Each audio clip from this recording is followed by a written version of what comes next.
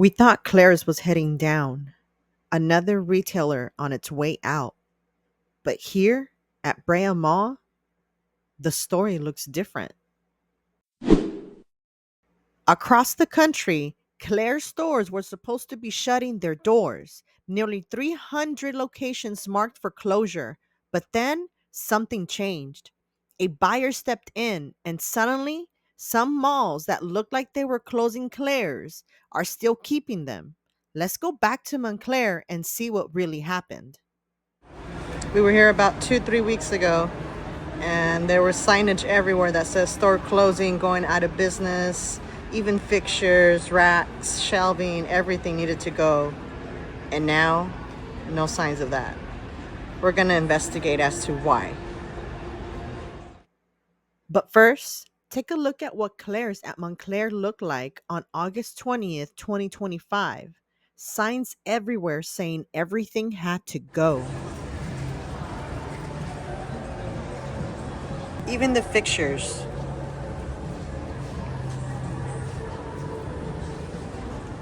And this is going to be their last Halloween. This is their last Halloween. What should have been Claire's last Halloween is now turning into fresh fall vibes. No longer going to be a place where you can get your ears pierced. The piercing station was no longer going to be a place where kids came for their first earrings, a tradition that looked like it was about to disappear. But now, with Claire surviving in some malls, those piercing chairs will still be there, still creating memories for a new generation. So, what happened? Why did Claire's go from announcing mass closures with everything marked down and stores ready to vanish to suddenly keeping some doors open and even setting up for fall? The answer lies in the speed of retail. Bankruptcy filings, liquidation sales, and last minute buyers, all shifting the outcome in just a matter of weeks. So we drove home and poured a cup of coffee, opened the laptop, and jumped on Google. Because when retail moves this fast, you have to dig deeper to understand what's really going on. At quick glance, we have bankruptcy filing, business challenges, lack of a buyer, what to expect, like initial closures, over 290 stores, ongoing closures, more stores may close in the future as bankruptcy process continues, liquidation sales. Let's continue looking. Okay, I think I found something. Let's go into this one right here. USA Today. Let's go into this article. Now, I'm going to skim through this article. By all means, please pause the video. If you want to read the whole entire article on your own, you are more than welcome to do so. Claire's Holdings has entered into an agreement with private holding company Ames Watson to acquire Claire's business operations in North America, the company said in a press release.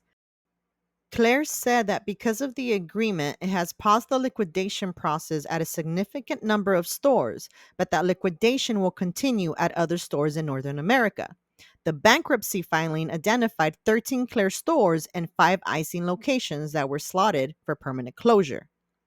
Ames Watson is a privately held holding company based in Columbia, Maryland, with more than $2 billion in annual revenue. Brands owned or invested in by Ames Watson include Lids and Lids U, South Moon Under, Mitchell and Ness, and much, much more.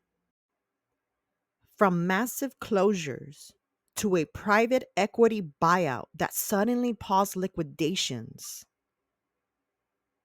to in just days, hundreds of stores flip from going out of business to back in business. That's how fast retail moves. Here's Claire's bankruptcy update as of August 2025. And Claire's isn't alone.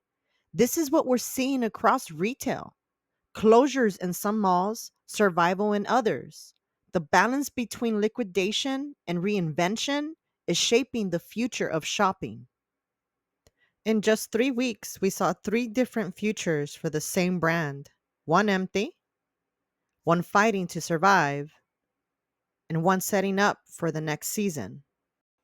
So, what do you think? Is this a real comeback of Claire's or just a pause before the next wave of closures? So, let's talk about what happens now. Ames Watson didn't just buy Claire's to keep a few stores open, they need a plan to make it profitable again. First, they have to right size the fleet. About 291 stores are closing, but nearly 800 will stay open. That means focusing on strong malls and shutting down weak locations. Next, piercing.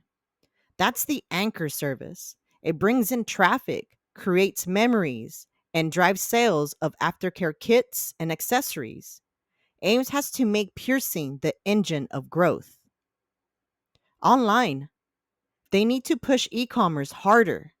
Same day pickup, ship from store, and an easier checkout would decide if Claire's can keep up with the fast moving Gen Z and Gen Alpha shoppers.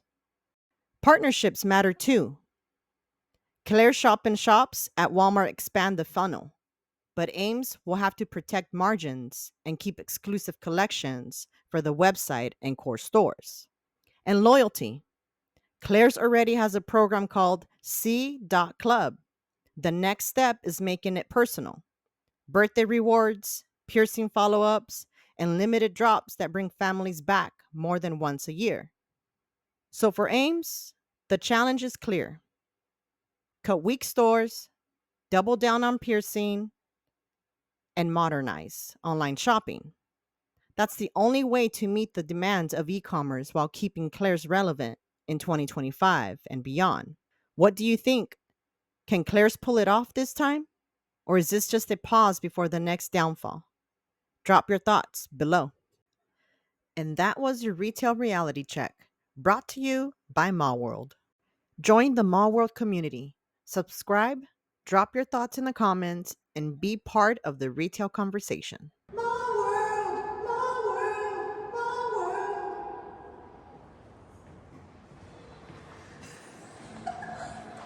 That was perfection.